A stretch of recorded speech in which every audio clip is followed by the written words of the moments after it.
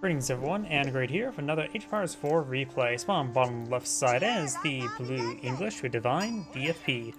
On top right side as the magenta Byzantines, we have FitzBro. Cistern, unless I set up right there, may affect the stone collectors. Will definitely affect the gold collectors and the sheep collectors.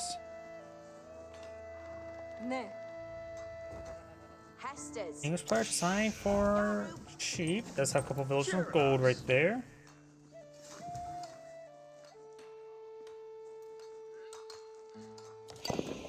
But the Byzantine player is designed to go for a bit of stone here, probably for the aqueducts and cisterns.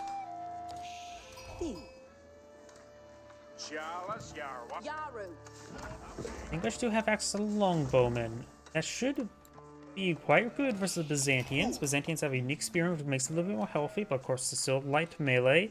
They don't get any heavy cav or heavy infantry in Age 2. So English longbowmen should be effective in the situation, as well as the English man-arms. And Age 2 man-arms, I always said, are some of the best units in the game. Council Hall now being deployed on out.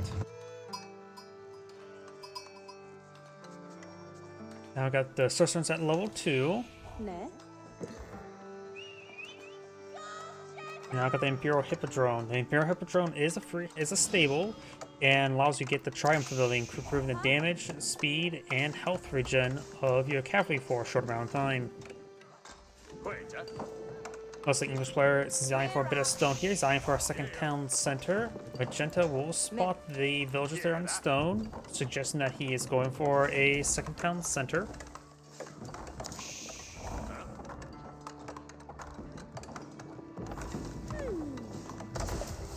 Five villagers on wood, so should be able to get a second town center relatively quickly. Putting it next to the stone of gold deposit would be quite good.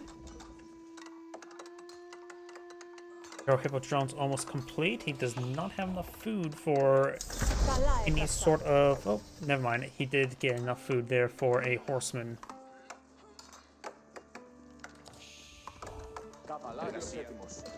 One horseman now deployed on the field. He can upgrade it to the Explorators, or however you pronounce that. He is doing it now.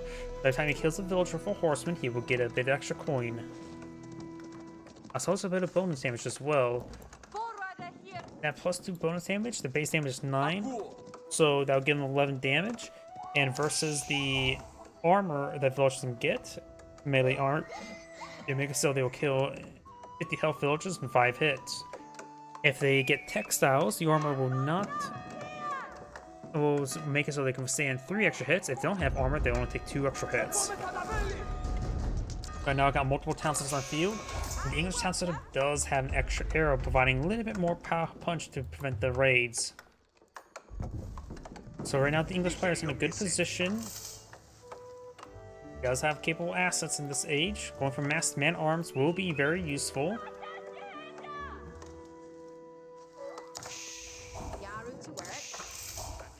His opponent can get out mercenaries, including, I think, let's see, Magadies and Desert Raiders.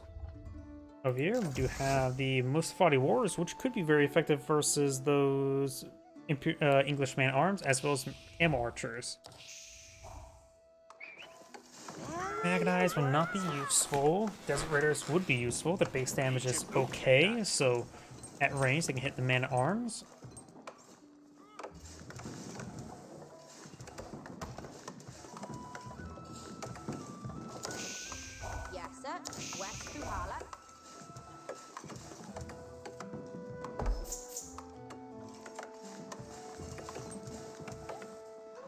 We have some food technologies. We got a full mill over here. The Byzantine player is still eyeing for the berries, because of course those give him some olive oil to work with. I've got a mercenary house going on the field. I'm wondering if here's what mercenary contract he will go for. Couple horsemen here. Which I see people most go for Keshiks. Let's see. Keshiks longbowmen, and javelin throwers. Rarely ever see Silk Road. Javelin throwers would be useful versus the longbowmen. You can get grenadiers? Oh, that's interesting.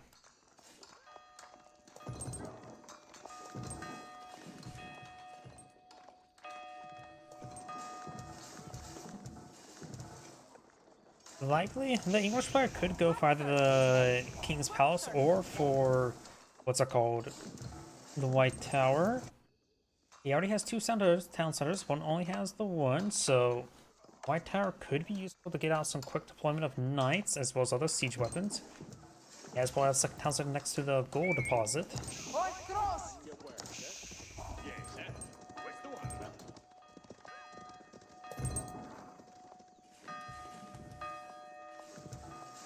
Oh, and a very large number of villagers are idle, and he is going for the White Tower. It will be in the middle of his town center, or not necessarily his town center, because these are the town centers. Middle of his town, which would give him a good amount of protection for his farms. Speaking of which, we're going to see some more farms going on up.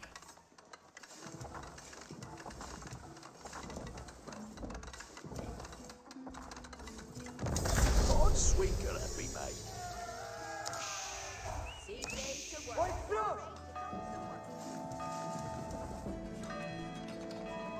Scout is trying to run away from the scout. Still got some horsemen everywhere, as well as another scout. Air is being obtained.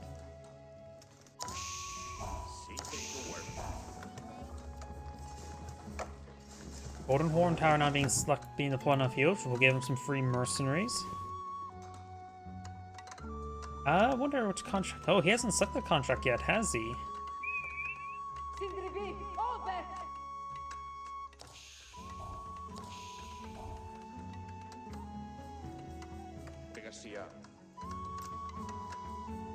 I just want to make sure he hasn't actually selected one. Yeah, it looks like he has not selected one just yet. In H2, you can get access to Giloms, which will probably not be that useful. Yeah, moderately be useful. The Lanx Connect, however you pronounce that, and the Camel Rider. He does see some knights in the field, so maybe Camel Riders wouldn't be half bad.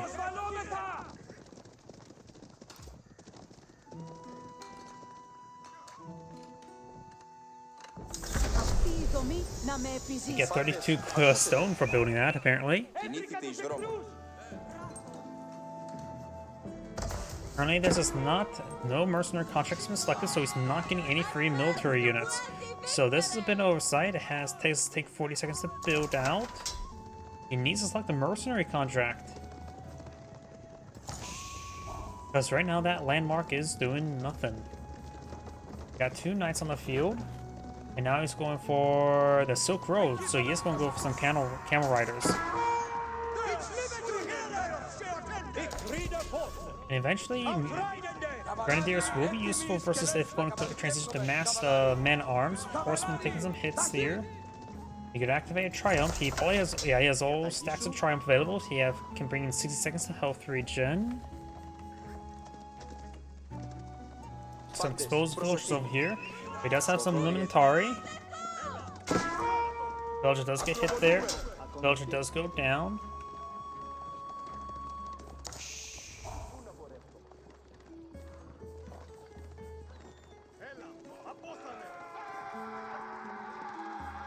And now he's bringing some javelin throwers, maybe from the Golden Tower itself, though.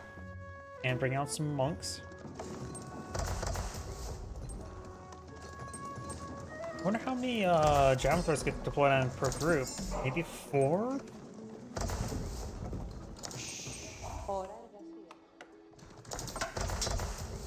It says that the value of the units produced increases with the cistern's influence, but I never really know what that exactly means.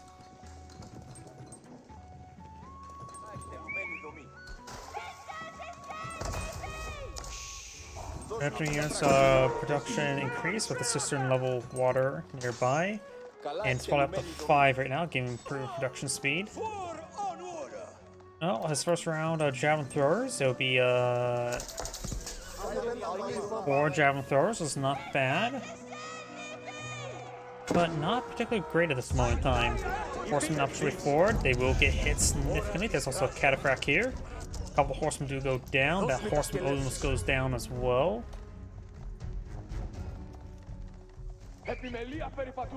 These villagers may get hit as well. Got a single cataphract here for defense, even heavier cav. Does have 27 damage, while these guys have 24 damage, but nearly 50% more health, or is 50% more health.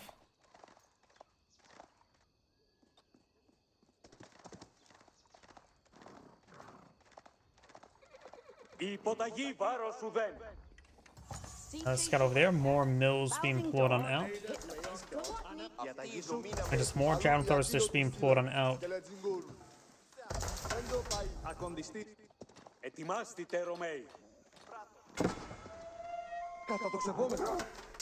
The monk is getting bitten by the wolf. Mention his claim one and picking up another. Just be picking up the second one, so you soon have 3 relics.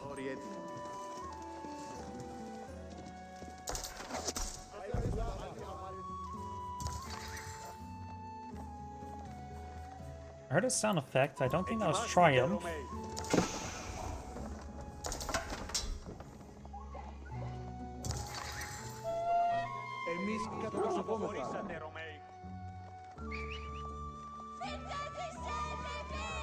Got a number of spearmen here. The knights are going to impale the monk. The monk does go down. He does still have another monk on the field, and the Lumentari is having trouble engaging. They can activate Shoot Wall, reducing range damage by 50%, which he's not fighting against that. Another one of the knights do go down.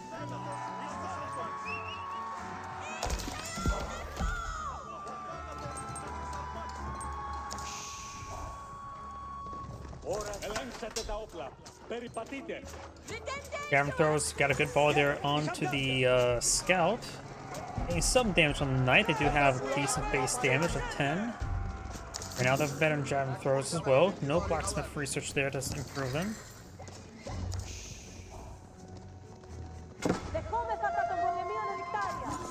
And the knight will be picked off by that horseman. Berkshire Castle not being floored on out. Right here.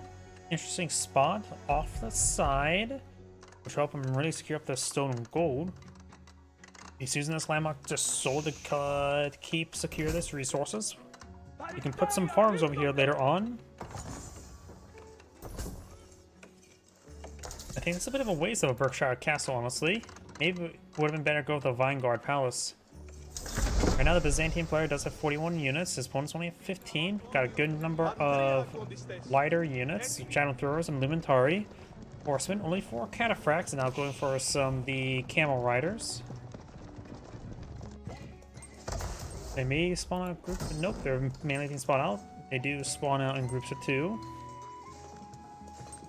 I'd be half tempted to age up and go straight for the Grenadiers. Now we're going to closures and man-at-arms research. Upgrading his early man-at-arms, regular man-at-arms. Got a handful of crossbows here, which will not be really useful. There's only cataphracts here that are heavy. Everything else will classify as light.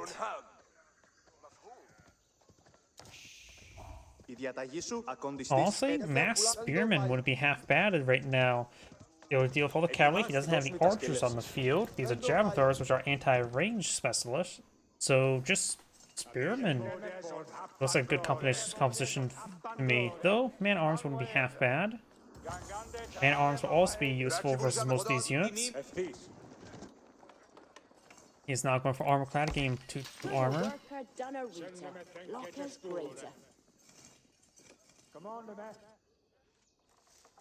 Plus these barriers are being cleaned on up, so it's going to need to start getting some more, not natural, less natural resources, such as these olive groves, as we see here.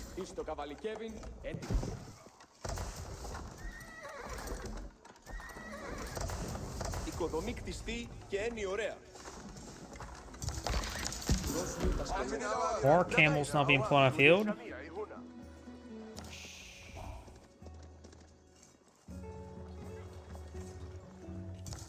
Too many crossbows, in my opinion.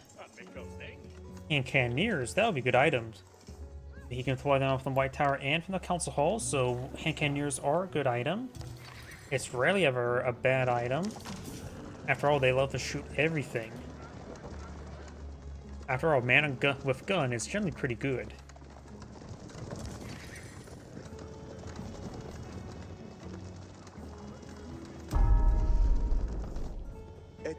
Segasai could be captured on up. He's going for relic number 4 and 5. So Magenda's getting all the relics.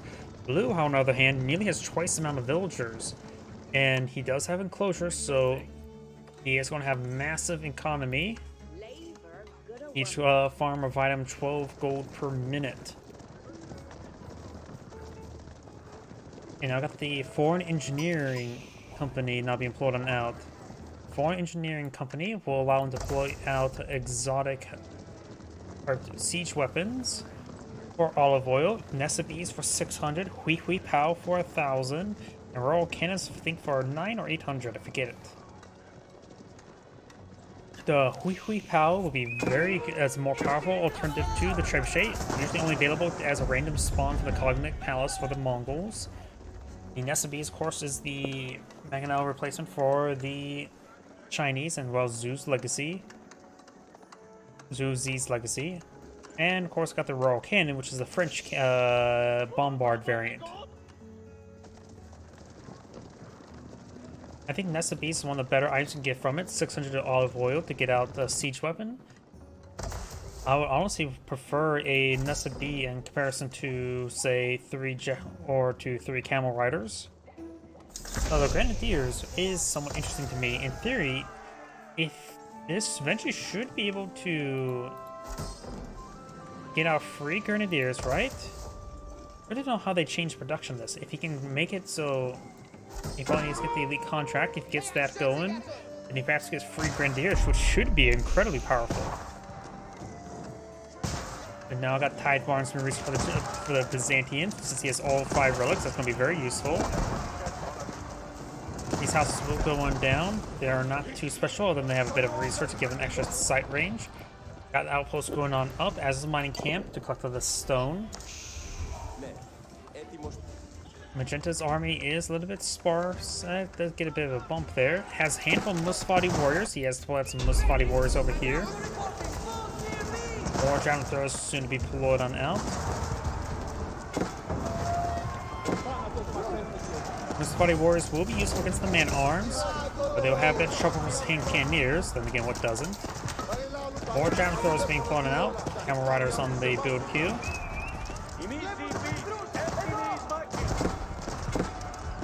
Straight forward. A little bit choke point there. This will better more for the ranged forces. Got a good number of horsemen and cataphracts pushing forward. Cataphracts do get some hits here, but they're getting gunned down. Horsemen now engaging. Camels are an anti-cavalry tool, not really anti-range tool or man-arms tool.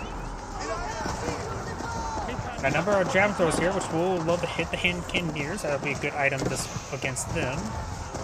But right now, it's time to choke the very armored man-arms for the English, which are 10-9 armor flowing.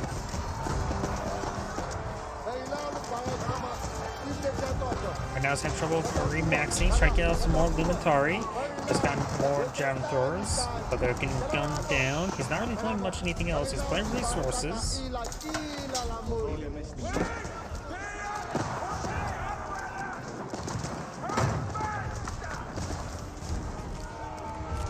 And it looks like he's going to start expanding space, but the man-arms can just simply pursue these villagers. Going for more archer range here, going straight for his hand cannon zone. They need to be routed in these man-arms. More reinforcements streaming on in, including English bombard. A number of towers here. He definitely has networks of castles available, maybe even network of citadels. Yes, he does have network of citadels.